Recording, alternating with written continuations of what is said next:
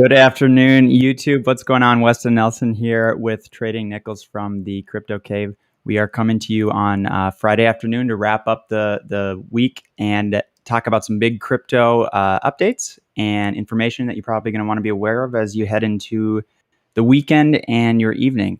We're going to talk about the two big players, Bitcoin and Ethereum, as well as the Fantom ecosystem and what's going on there. And then some other updates as well. But as always, none of this is financial advice. Whatever we talk about in the Crypto Cave is for educational, informational purposes only. And with that being said, I know we do have a lot to get through. I'll turn it over to you, Trading Nichols. I know you want to jump right in with something, so take it away. You might want to switch to my screen, though. You really want to start with me and my bears, or you want to have your fluffy bullish position? All right, we'll start with the bears. Yes, exactly. We'll let you be the bearer of bad news. All right. And well, I've just found out we kind of have an opposite outlook as to how things are. Well, I'll let you go ahead. Yeah, it looks rough. All right. So the last time we were on this really nice bull from 50 to 60,000, it was getting pretty choppy. We created this neckline here. Some people call the neckline there. Different chartists draw it differently. Yes.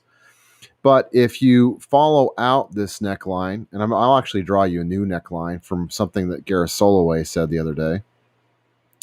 It looks pretty bad, right? He drew one like this, and he's a lot better at TA than me.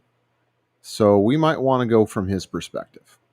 Well, so in essence, this version of the neckline says that we pushed past that neckline to reject hard. Yeah. There was plenty of people ready to short this line again. And if you look at the 2017, if you look at the 2013 bull run, both of them did the same thing. They had one really big run up. They had a pullback and another bubble, which was like the fake out. So so where would we be headed to on the downside? Well, potentially, if this was the old markets repeating, it's just that the old ones, it would have been something more like this, and this one was more like this. It's bigger, relatively speaking. We could head bound back into the low 40s, even the 30s again. I'm just, sounds scary. If we can't break above this, it's going to be a way to keep knocking us down. And Ethereum, and I apologies for having too many price buy actions. This makes more sense when I'm on the 1 hour and the 4 hour. If I look at Ethereum, I don't have nearly as much written in, and honestly, Ethereum looks a lot more bullish, except for going into the weekend. And maybe the next couple weeks. Didn't we just have a chatter about that? So I'm turning off my alerts here. Someone was talking about how they've been just moving together so what's the word? Correlated tightly, or they are correlated. So while Ethereum is more bullish on a longer term and short term bearish, will it be able to resist if Bitcoin really has another collapse? Well, I would imagine it would be affected personally. Yes, I think that's what you were getting at. I was meant that to be more rhetoric, but thanks for answering a very hard question. Yes. Okay, so basically, you are doom and gloom, and you think that Bitcoin is going to take a big fall. Where and did you talk about your support levels? Not in a really specific way. Not when I could be more specific if you like. I was going to go over Fantom a little bit. One really strong one, right? This one right here. Well, on Ethereum, 3241 is a strong point that has held us up better than Bitcoin. Okay, so that's the next one there. The next one coming down, 2942. And then very little until 2646, and then very strong support again at 2350 for Ethereum. So if we really kept breaking down, those are the specific levels. Okay. Well, obviously nobody knows the correct answer when it comes to crypto or any type of markets. You just can use past data points and try to forecast to be the most accurate. So you want me to hit the levels on Bitcoin before you give your perspective? Yeah. I was just going to say, you're making a very sound case, and all your numbers from a technical. Yeah, I see the same thing. On the upside for Bitcoin, we have to beat this old neckline here, which is slowly getting higher as time goes on, if it's considered like a trend line where we just pierced and rejected here. We technically are at another point of control on a local smaller level here and just below here. So there is some pressure. And by the way, one of these POCs is me manually drawing another strong point. It's not really where this tool is calling it. I was just going to ask you that, actually. Okay, great. Yeah, this top red line was me drawing it in because it's another point that keeps growing in strength. In fact, I can actually update it. I haven't updated. Do you want to explain what this is for people who may not know? This is volume by price, and it might make more sense if I make it a little less chaos. Go down to the 4 hour. That's why I have these smaller ones, right? So this is the manual one I drew last night, and just above that, another POC is forming that we just broke below just now. So POC, point of control again. Point of control. It's a level that you need to see, are we going up or down off of? You don't use the POC to decide a direction. You use it as a point of control. Which way is it going to be controlled? Where were there actual buyers and sellers in the market? Yeah, we have to test it with actual buyers and sellers. Now, clearly we've pierced, but is it like this line where we jumped through and it created a hard rejection because a lot of people were ready to sell? Apparently, this zone, specifically here, fewer people here. Will this be another push through just to have liquidity and shoot on up and have an awesome hot weekend? Maybe, but more likely some correction in the next couple of days. And I think I've gone on enough. If people have that much attention span for my TA, I think it's a good analysis. From a TA perspective, right? And using, I know that like for myself, I keep it TA when we're talking TA a little bit simpler, I guess, right? I just use EMAs and MACD. keep it very simple. I know Method was a community member in our Discord. Crypto Cave was just dropping some alpha in his charts about 0.618. What's that called again? The Fibonacci number. The golden ratio, the number, and just is it 0.621? It's 1.618 technically, but on the charts and how it flows into that, it's just fascinating how that continues to reinforce itself, but kind of to the point we were making. Well, when traders and firms are using that, it's actually just going to perpetuate itself probably even more, even if it is a natural phenomenon. It's more powerful than just what is. It's more powerful than just because people ever put it on their charts. It's actually a natural phenomenon in nature. You see it in beauty. You see it in plants. It was discovered in charts. Exactly what I'm trying to get at. It's like according to that, but then again, that might, I guess, to come full circle, there's many ways to look at things. And so I like to trade. I think this is why you say I prefer breakout trading, right? Because I like looking at just the moving average convergences, divergence. I like seeing buying pressure shifting, and to me, that's the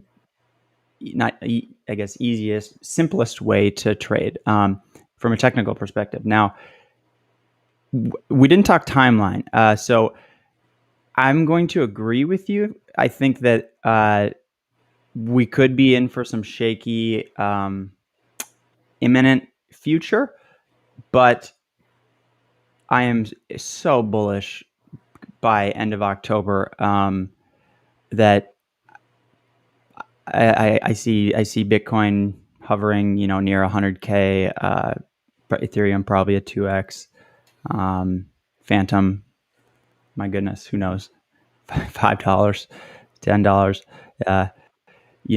and then the coins that we've been covering in the Crypto Cave that have people gotten like crazy gains. Spell, which is abracadabra.money, which Tarot Finance. I'm trying to think. Popsicle, Ice, Scream, Spooky Swap, Spirit Swap, all these just gems that are like in the market caps, where you wouldn't believe it. They're going to be able to tag along for that ride. So, we got about 3 weeks, 4 weeks, actually about a month until the catalyst that I see coming, transforming everything. And honestly, I hope you're right. This could just be a correction on the way. I just, if you haven't taken any profits on the way up, not at all, that could be dangerous. Oh, and I should say, do you know what I'm talking about? Did I already tell you why I feel this way? Tell me why you feel bullish about a month out or so. I'm not sure. That's probably important. Yeah. I was like, okay, he's bullish. I have a feeling. No.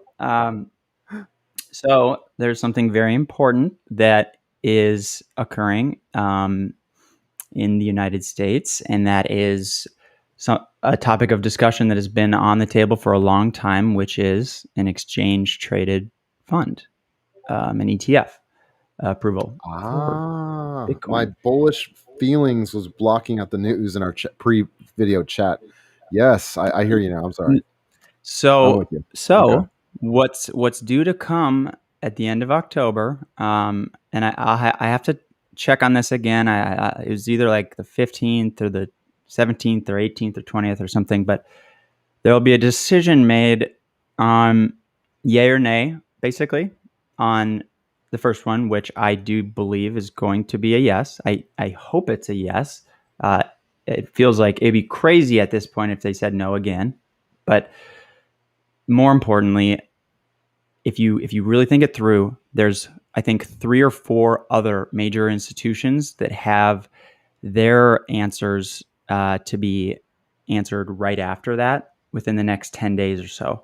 So by November, early November, November 1, we could have 4 to 5 approved Bitcoin ETFs in the United States. And that would send the market into an absolute frenzy. That's the best word I can think of. It would be a frenzy. And I don't know if there's any way. I mean, now we're a month out from that. So likely what's going to happen is there's going to be probably a big shakeout where people are going to get smushed down. Lots of fear, uncertainty, doubt spread about crypto being useless and all this garbage that you've been filling in your ears by people for a long time. But it's being adopted at a rapid pace. So you just have to look at reality, not what someone might be telling you. And don't get scared. Yeah. Or what'd you say? Zoom out. Like, even if we do have a big correction, it could be a lot of institutional buddies that are like, hey, let's bring this market down so that when ETF is in here and our buddies can get in, they can shoot it back up after we've washed out all these other traders. Yeah, that's actually precisely what I think is going to happen. So, and that could be a painful couple weeks, but at the end of the day, again, there are good low cap projects that you can be in right now. You can be doing yield farming that we talk about in the crypto cave, getting waking up to ridiculous amounts of tokens collected every morning on Fantom because of the low costs, the incredible opportunities that are available there. And I don't know if you wanted to dive into that too, because I know that you've really taken on DeFi like a pro. I don't know how to say it. What were the DeFi guys? It's funny. We put up a DeFi den, in terms of the cave, and then I started documenting my journey and learning there. And then Weston's like, that was gonna be my channel. Yeah. So now we're the DeFi guys. But we still have to put up the video of or did we already do that? I don't think we did that with That name was it's given to Steve, us. our AMA. Yes, I know. It's just we recorded it as an AMA together, and it didn't immediately go live, which is good because Weston's financials are like on there, and I'm like, Weston, I'm a good editor, but this is going to take a minute. So, more importantly, back on point to what you guys care about versus our internal struggles to get out a video. And we apologize for our members who are waiting, but I'm thinking about Fantom, and I'm thinking about DeFi. And remember when we went from like $1.70 to $1.30, and I borrowed Yeah, I sure Fantom do. on Last screen. week. I went Painful. heavy. I borrowed it hardcore. No, you did a Because brilliant move. and I turned it into stable coins. Mm-hmm. And then when it hit the bottom, I paid back my loan, and I made 25% that I'm aware of, but I think it was a lot more because of other Fantom loans I took. You were yield farming. Yeah, exactly. Yeah, so like basically you got double benefit. You were correct so on a my short. yield farm went Yeah. down. If you looked at the numbers of Fantom and Boo, they went down, I want to say 25%, but because of I was yield gonna say farming, I 15, only 20%. lost 12. Yeah. So I have 13% more of the tokens than I did before. Shorted it, bought even more, to pick up even more. And if you think about me as a DeFi guy, I think that might be what they're doing with Bitcoin and Ethereum right now. They might be knocking it down so they can pick up even more of it. Yeah, I mean, has that ever happened in any other type of markets like commodities, gold or silver? I mean, I don't know. Thanks to watching Weld trades at the Crypto Cave, Does it still happen? I've learned the patterns that they actually do it in Bitcoin and Ethereum. Not Yeah. every So time, but sometimes they shoot the market down, buy a bunch, shoot the thank market you. back up where it was, and then you see a much smaller amount of Bitcoin that has just left the exchanges. So what Trading Nichols is talking about is in our community, the Crypto Cave on Discord, we have a real-time. So part of it is basically right now two components: automated alerts, actionable alerts that'll help you with your trading, and then the community, which is to me more valuable. But you can use the alerts for trading, of course, to develop a strategy and whatnot. And we have whale alerts being sent in real time. So it gives you this perspective of the market that just after a little while, you start to see, oh, like that's clearly what's happening, what we were just talking about. And it's like, I'm like, what? Look at all these longs going right here, these shorts, and it's like, oh, so people with a lot of assets are making a collective decision to move the price, and they will squash a bunch of people and then be able to buy back in lower. It's unfortunate. And when they're doing it, if you watch the well trades, it becomes obvious. And when they do it, I don't trade it. It's too fast. It's too uncontrollable. Right. Or go with them, right? Well, you can, but when they do something that might just shoot down to come back up, I don't like to be involved with that because you don't want to get squashed on the way back up. Then I'm one of the bugs they crush. Yeah, that's what I learned. That when they do that, I stay out of it. If you can push the buttons fast enough, you go for it. But I'm out when they play those games. Yeah, so I just wanted to answer this question from a Michael Post. When do you think the SEC will provide some kind of guidance on their stance around crypto? So now there's a couple things, there's a couple components to that actually, but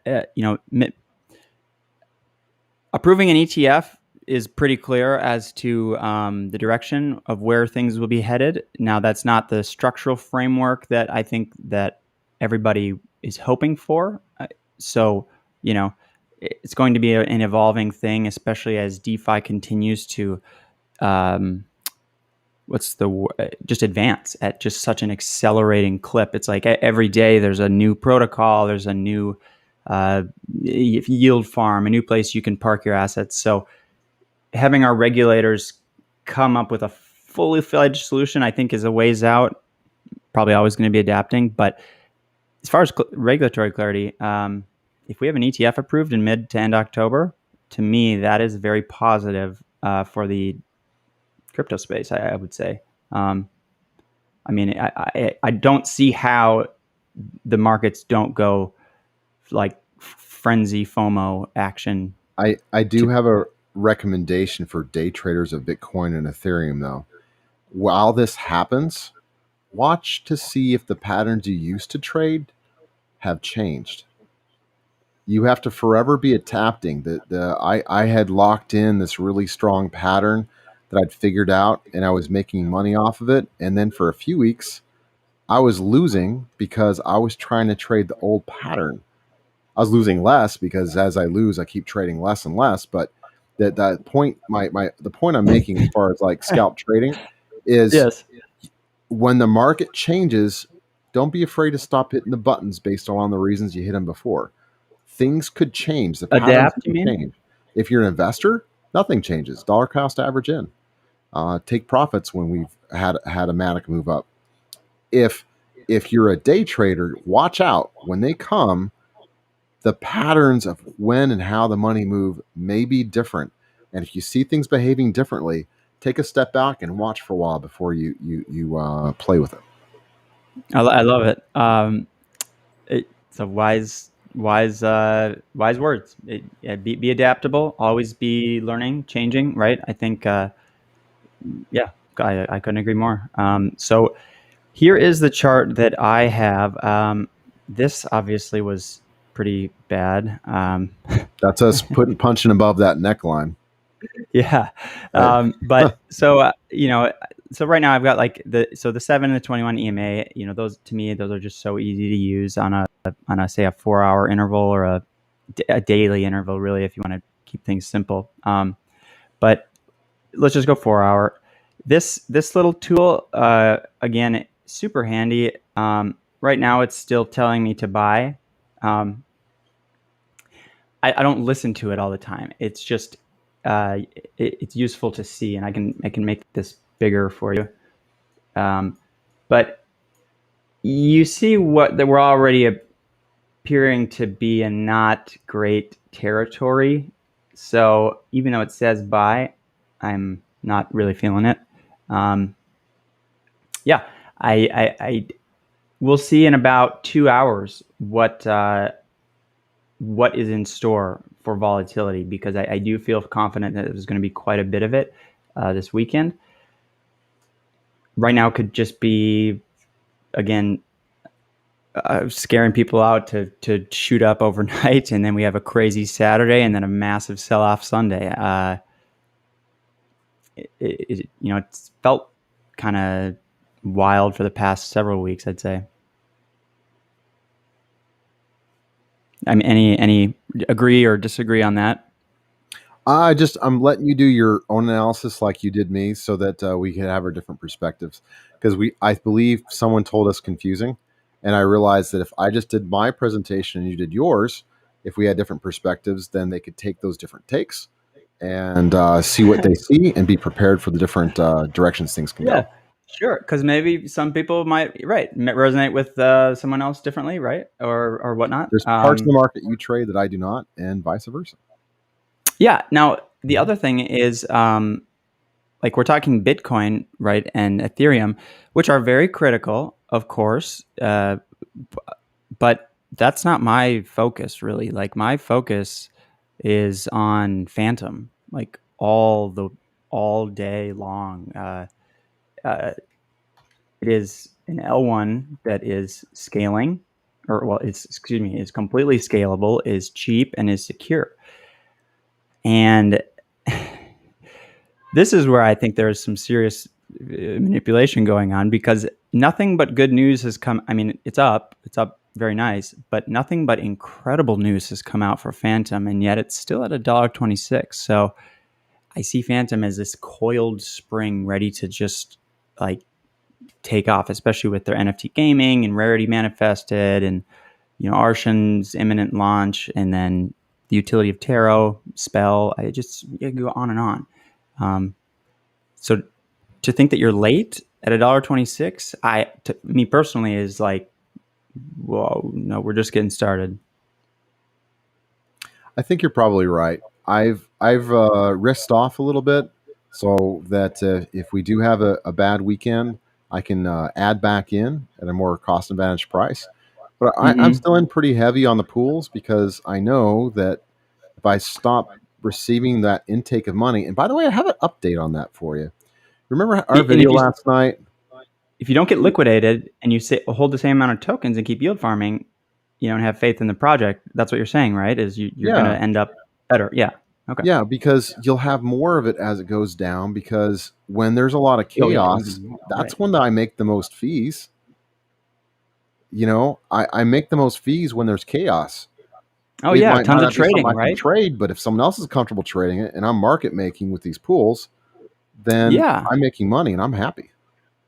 Even if I own less in USD, I have more of the tokens after the moves are done. And it's made me a better hodler. But just a small update. Taro is absolutely kicking it for me. And I'm not going to show the exact numbers. I apologize. But let's just say for a second there that I have a third more in the Fantom Taro farm than I do in Ice farm. But I've made about 3.5 times as much Taro. And they said we'd have to reauthorize farming after this update that went in the last couple hours. I don't see that necessity here. I haven't had to click that. We need to go and check out their Discord, or they have a pretty active Discord. And for anybody also who is trying to get into DeFi and crypto, Discord is where it's at, like with every protocol.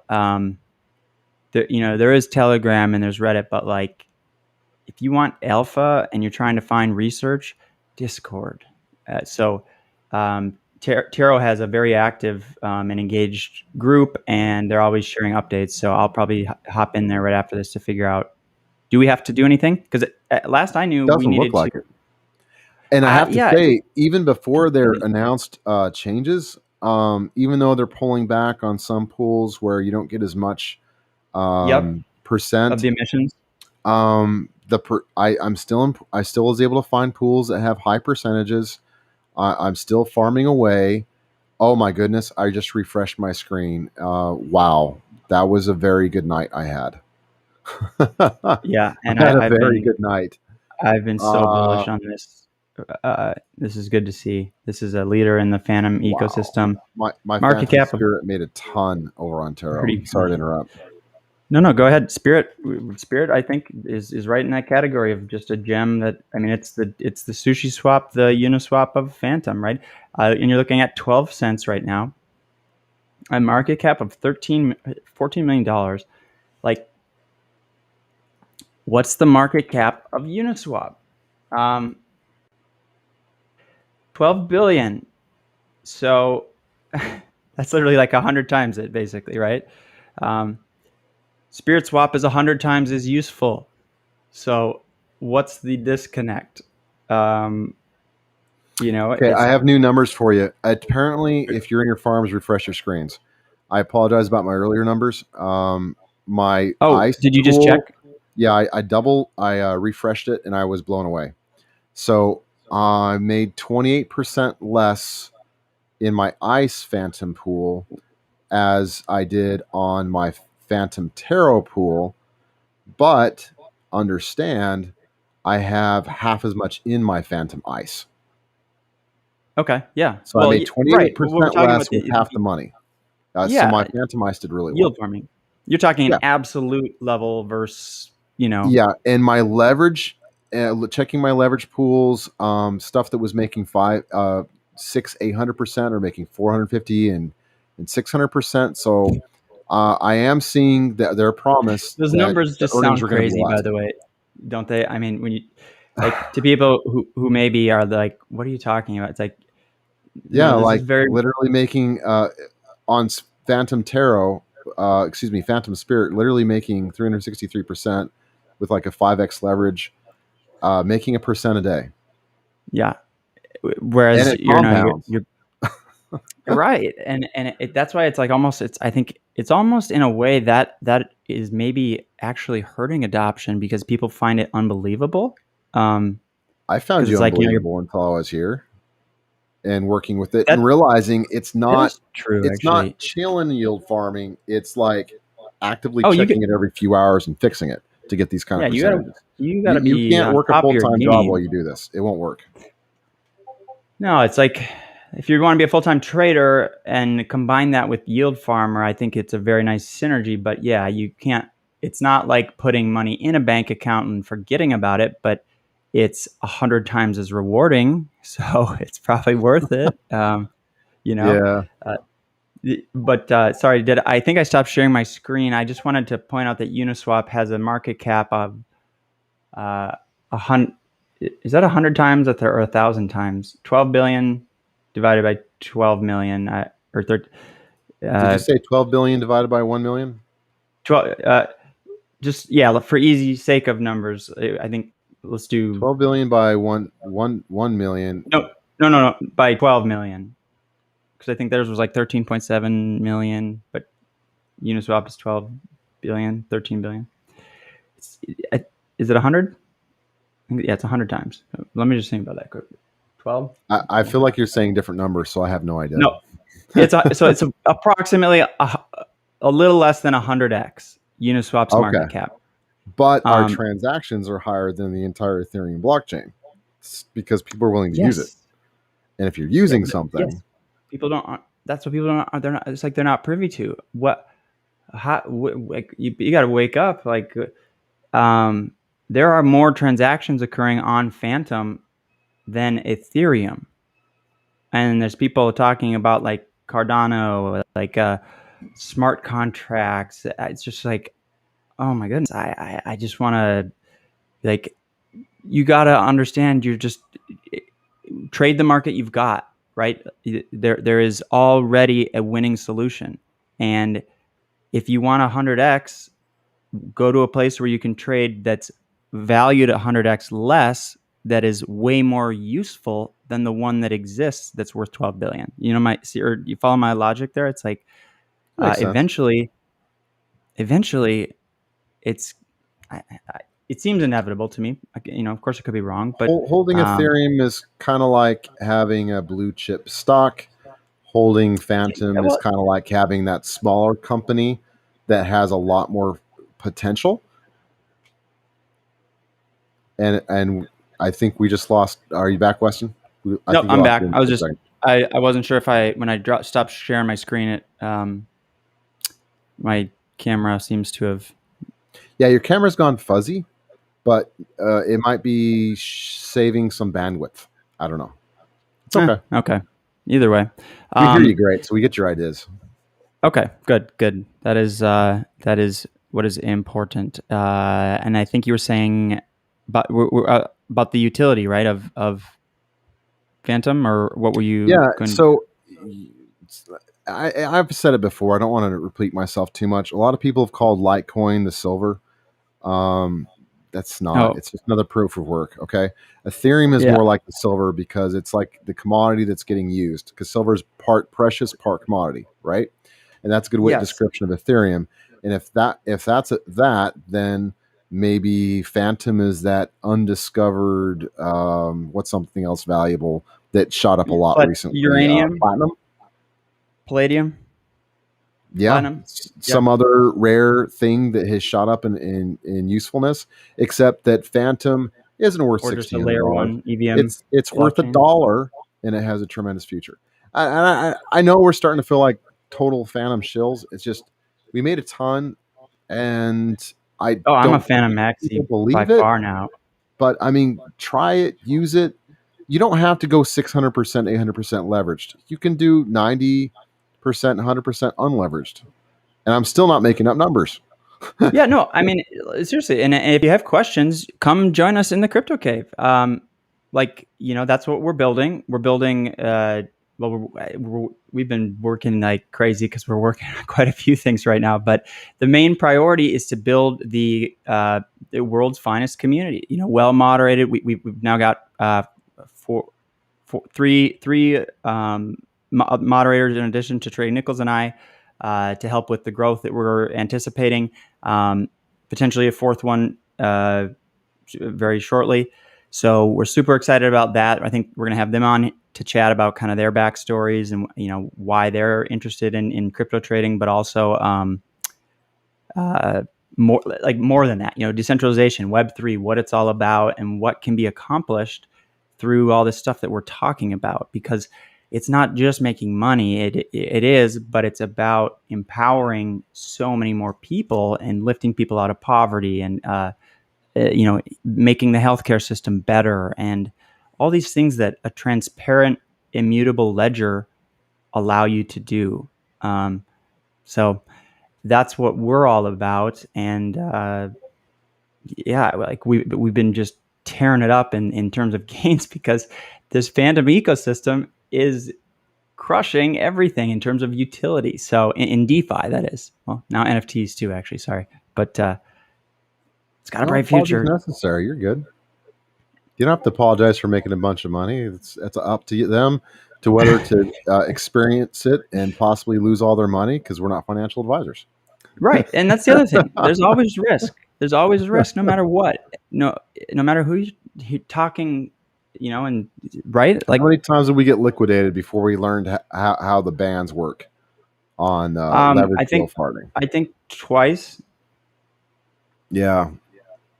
Yeah. Like I kept making a good call, and I was right. And there's a few times I put stuff into a pool and then couldn't find it. So I wasn't getting farming, and I was like, Weston, it's gone. He's like, no, it's not gone. I'm like, Weston, it's gone. I can't find it. So you got to know what you got to know what you're doing. You got to pay attention. Is the point? I collected the fees the whole time. I just didn't get the farming rewards as well. I did all right. I'm saying me. I was talking about me, I guess. Yeah, I was talking about me at the same time. We're so selfish. I'm kidding. Well, right. But I got liquidated, and I'm like, wait, did I actually pick the wrong direction? And then I was like, no, I got that trade right. And then I didn't realize there were bans with the way the unique leverage farming works, but now I do, and I haven't been liquidated since. So it's about monitoring and understanding what you're doing. So another point is don't. Well, I can't tell you what to do, but it's probably wise to not trade with assets you can't afford to lose, because yes, that's absolutely critical. We have a few questions that I didn't see in the YouTube chat because we're live in like 5 places. Chef Dan wishes good afternoon. He's good afternoon to you. We're doing great. Michael Post asks, when do you think the SEC will provide some guidance on their stance around crypto? It is an evolution. Let me put it this way. Gensler, I watched a bunch of those interviews. Gensler, I did talk about this already, but I don't know if you heard me. Earlier this video, was I concentrating that much on the back end of the video? I think you were really looking at the chart. Yeah. Yeah. Okay. No, but say what you're going to say, because this is important. It's very. I know what you're going to say. I feel like there's literally centers in front of Gensler, and Gensler's holding his paper and he's shaking. Don't know if he's old or infirm, and I don't want to be critical about that, but I think he was nervous. I'd be nervous too to stand in front of them and say almost nothing. Just, you think there are powers almost that everything's a security, scenes, and lending stablecoins is a security too. I'm like, banks, when they lend their customers company, they could be a private company, not be a security. And you're trying to tell me that a stablecoin lend is a security now? Yeah, right. That's saying that if you do leverage trading in stocks, that is a security because you borrowed stablecoin to do it. Right. No, of course. And he's like, oh, they're not actually DAOs. They're not actually DEXs. They really are a security too. And I'm like, other than that statement, almost everything else he said was nonsense. He gave no clarity. If he can stand in front of the senators and say nothing of use most of the time, I think we have no clarity. And he was accused of, when people come to you, you guys then sue them. So if you build a crypto and you come to SEC, you're telling them to sue you instead of being like, hey, it's true. It's like out to not get into trouble, and now we're getting sued. SEC, thanks. That's exactly what we want. People that report to you, they get sued. Thank you. Yeah, it's like, we come to try to follow the rules, and instead you sue us. Okay. Yep. That's That's a confusing sign. Mm.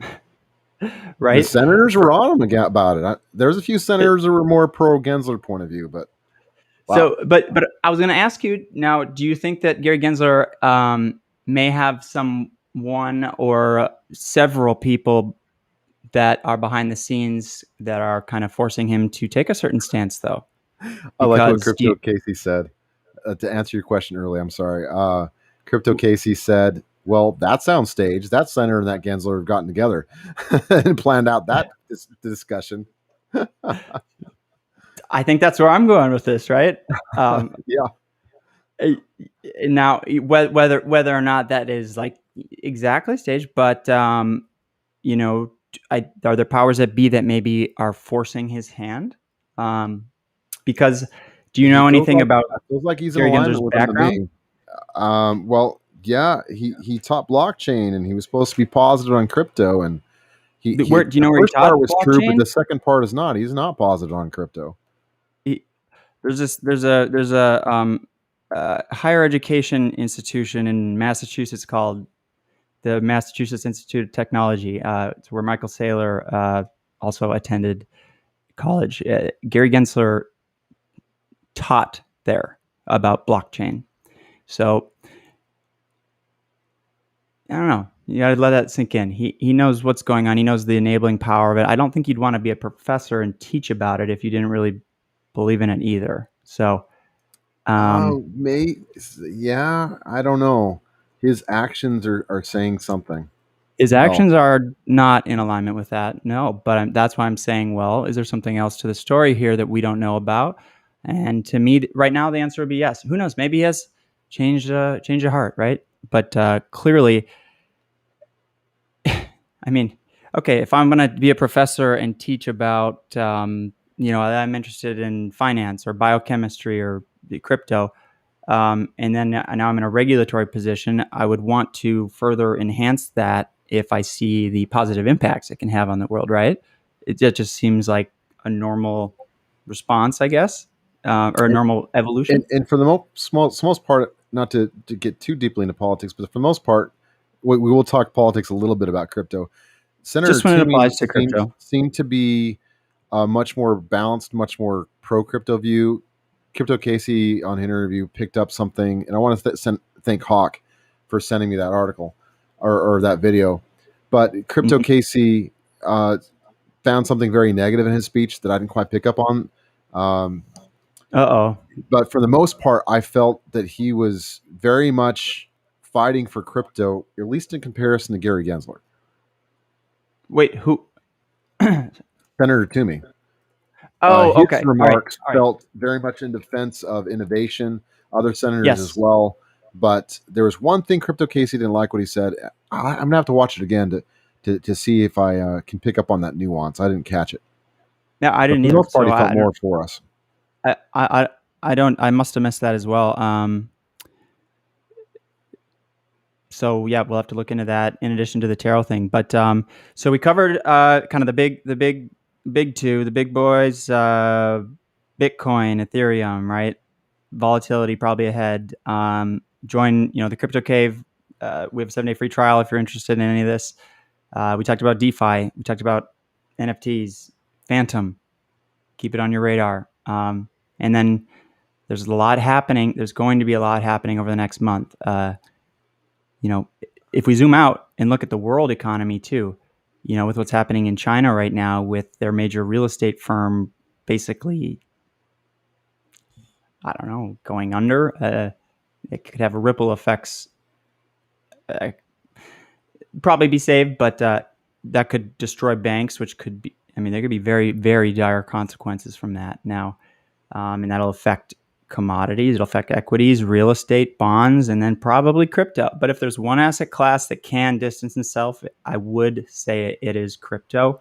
That's where I'd want my assets, but that's just, again, my personal opinion. Okay. So I think we have a Curve in the room with us. You've been showing that picture of Curve for a while. Is that because when they joined and got useful along with Link on screen and in Spirit and Spooky Pools, I believe both, that suddenly I just love, pumped? curve. Yeah. That's the fundamentals. Yeah. I mean, if you do enough research, you start to put so for me in trading nickels, we live and breathe this all day long, right? And I mean, you're more, I think, into the technical analysis, which is some people you could spend all day and your life doing that, right? I'm like half and half. I like doing fundamental research, and I've drawn these connections between curve and urn and Fantom, and just then to see them be integrated and then working with Scream, it's just like, oh my gosh, like, and already loving the way Curve set up their vote escrowed DAO, where you get V curve, and that's what Spirit Swap did, and why I'm such a bullish on Spirit Swap, because they've got essentially the same model that Curve has done, except on a blockchain that costs fractions of a penny, right? And Curve is still a market cap of $1 billion, and it's like the most useful liquidity protocol that exists. So it's like people just don't really understand it. Their TVL is 14 billion right now. Wow, billion with a B. Yeah, so it's pretty crazy. How am I feeling about Curve? Very good. I always feel good about Curve.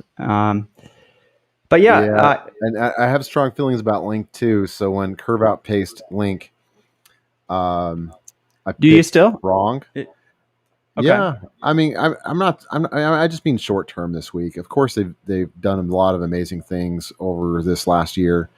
I've probably been investing in them longer than the last year, but Link, as far as a short term trade, I chose it over Curve just when Curve went more ballistic than Link. I can't win them all. No, you can't. Link is but I back think you down did to pretty support, well on that. hopefully. You did pretty well on that, right? I did, and then I held too long as far as short term. But it's tempting when it's yield farming, because like I'm still getting fees. Exactly. I might just have to buy more and average down a little. In crypto, for anybody who's not familiar with, when we say DeFi, decentralized finance, in traditional finance, or TradFi, as the crypto folks call it, there's market makers, right, that will make a market whenever someone wants to buy or sell, and they get a fee for doing that. In decentralized finance, you are able to do that yourself, no matter how much capital you have available. If you have, they're single-sided in some places, but usually it's an LP pair. So you have two each token, you provide it up, and then people trade on it, and you get a cut of the fees. And so what Trading Nichols is talking about is,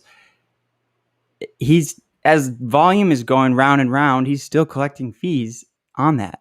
Not a bad thing to get. And please remember, when he first pointed out Curve and Link to me, I'd ignored it. And then I checked back the next day, and he's like, yeah, it's been 100%. I told you last night. And I was like, oh, I missed it. Even though he told me, right?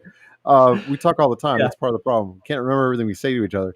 But it stayed 100% for days before people started to put in on it, because they needed more of it, because people had interest in being able to borrow it. And then it was 58% for a couple more days, and now it's like 12. Yeah. Well, I was gonna say, maybe we could wrap up on this note then, because this is a good topic, I think. Again, if you are interested in any of the stuff we're talking about, crypto trading, Web3, decentralization, join us in the Crypto Cave. It's a Discord community, so if you understand Discord and like how powerful that is, it's a great place to be.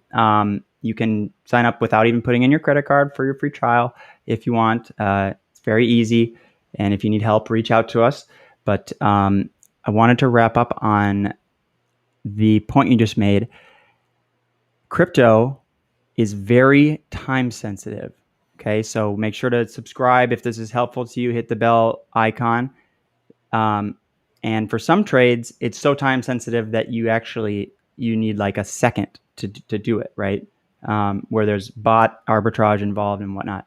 But I've noticed, and I talked to you about this, I want to say about 2 weeks ago, I realized that on big fundamental events, it seems to take 2 to 3 days actually before people realize like, oh, this is actually a ginormous positive. Like partnerships that people believe in, partnerships that the community's reaction is less than stellar, may not do very much for the price of those two projects.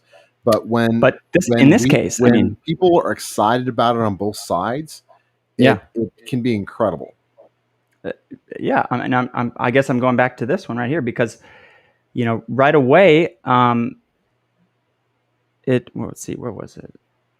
It was announced. I forget when it was announced, but probably right here, right? So around here. But we're looking at a price of what? I mean, we'll just say in this range of 230. What did it be? 243. For sure by this point.